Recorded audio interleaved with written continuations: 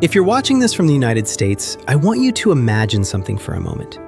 You're at home, maybe watching TV, maybe scrolling on your phone, and suddenly, the Wi-Fi cuts out. Your phone says no service. The TV signal freezes. Right now, tensions in the Middle East involving the United States, Israel, Iran, and regional powers like Saudi Arabia are higher than they've been in years. When conflicts like that escalate, they don't always stay regional. They ripple.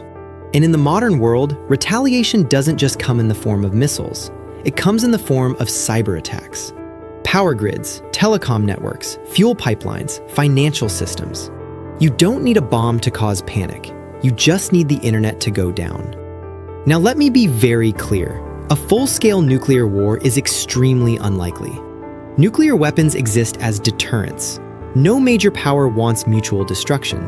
But limited escalation, cyber retaliation, infrastructure disruption, those are realistic possibilities in any high-tension geopolitical standoff. And here's the uncomfortable truth. If a coordinated cyber attack targeted parts of US infrastructure in response to overseas military action, you wouldn't get a dramatic warning. Your phone would just stop working.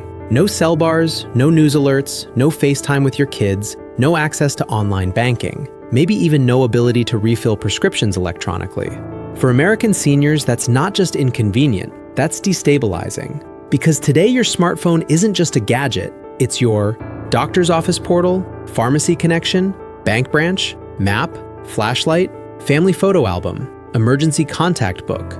So instead of feeding fear, let's talk about something empowering. If tensions overseas ever spill into digital retaliation that affects US infrastructure, even temporarily, how do you make sure you're okay for 72 hours? Because 72 hours is the key number. That's the standard emergency preparedness window FEMA talks about. 3 days of self-sufficiency. Let's start with communication. Most Americans assume that if cell towers go down, communication is impossible. Not entirely true. There are communication systems that don't rely on traditional carriers like Verizon, AT&T, or T-Mobile. For example, Meshtastic is a free, open-source system that uses small LoRa radio devices to create encrypted mesh texting networks. Phones connect to these devices and send messages directly node to node.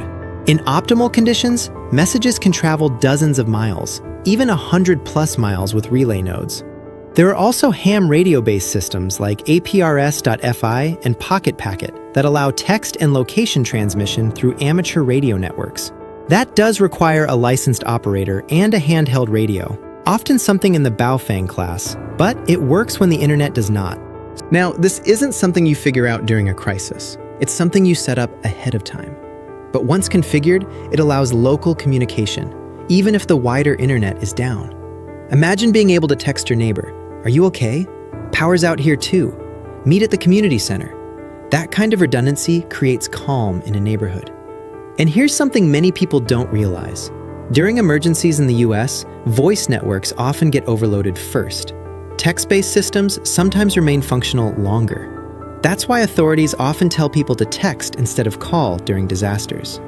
Now let's talk about something even more important, offline knowledge. Think about how many times a week you Google something. Medication side effects, car dashboard warning lights, how to reset a router, first aid steps. If the internet goes down for even 24 hours, most people feel lost because they've outsourced all knowledge to the cloud. But you can actually turn your phone into a full offline survival library. Apps like Kiwix allow you to download the entire Wikipedia database for offline use. Not a web page, the entire searchable encyclopedia stored locally. AARD2 works similarly, letting you load Wikipedia-style databases directly onto your device. You can also store offline survival PDFs, military field manuals, bushcraft guides, vehicle repair manuals, hunting and fishing guides, plant identification apps, disease dictionaries, and pill identification tools that let you identify medication by imprint number. And here's a critical technical detail. Some DRM-based apps like Kindle require online verification to open certain books. If the internet is down, they may not load. So instead of relying only on cloud-based platforms, download unprotected EPUB files and use offline readers. Store everything on a microSD card if your device supports it. Modern microSD cards can hold hundreds of gigabytes, even into the terabyte range. And follow the rule: 2 is 1, 1 is none. Keep a backup card. You can even store compressed zip archive backups of your data. If the internet disappears, your phone becomes your library, but only if you download it beforehand. Now let's talk mobility. Mobility equals control. If oil supply routes are threatened overseas, gas prices in the US can spike within days. We've seen it before. Imagine needing to drive to your daughter's house, and Google Maps won't load. GPS satellites will still function in most disruptions, but without downloaded maps, you'll just see a blue dot on a blank screen. Apps like Osmond Plus, Organic Maps, and Alpine Quest allow you to download entire states or regions for full offline navigation, including offline route calculation. That means your phone can calculate driving directions without internet. Some of these apps also allow advanced topographic maps, useful in rural areas. Hospitals, pharmacies, family rally points, backroad routes, supply stores, community centers. You can even save satellite maps as JPEG backups. And here's something critical. Not all tablets support standalone GPS hardware. Before relying on a device, verify it actually supports GPS. Tools like GPS Test or GPS Status can confirm that your device locks onto satellites without internet. Preparation here costs nothing but a few minutes. Now let's talk finances. During cyber incidents, banks sometimes temporarily restrict online access as a precaution. You don't need to panic, but keeping some cash at home for groceries or fuel makes sense.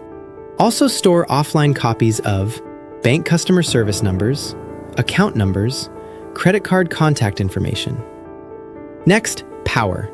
Keep a fully charged power bank, a car charger, if possible, a small solar charger. Apps that track sunrise and sunset times can even help optimize solar positioning. Now let's address the nuclear fear head-on. A direct nuclear exchange is extraordinarily unlikely because it guarantees mutual destruction. But cyber warfare and infrastructure disruption are common precisely because they stay below that threshold. So what do we prepare for?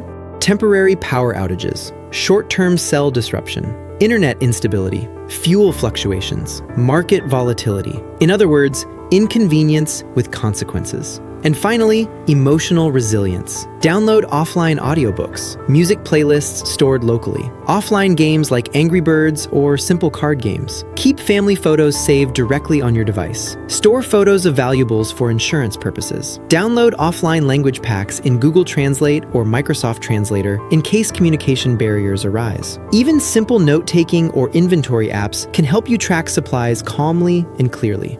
Preparedness reduces panic. When you know your maps are downloaded in Osmond Plus, when your encyclopedia works in Kiwix, when your mesh device runs Meshtastic, when your GPS test confirms satellite lock, when your battery is charged, you feel steady, and steady people make better decisions. You cannot control what happens between governments overseas, but you can control whether you're ready for 3 days without digital infrastructure. Create an emergency folder on your phone. Put everything critical inside it. Test it in airplane mode. Verify GPS works. Keep it charged. Back it up.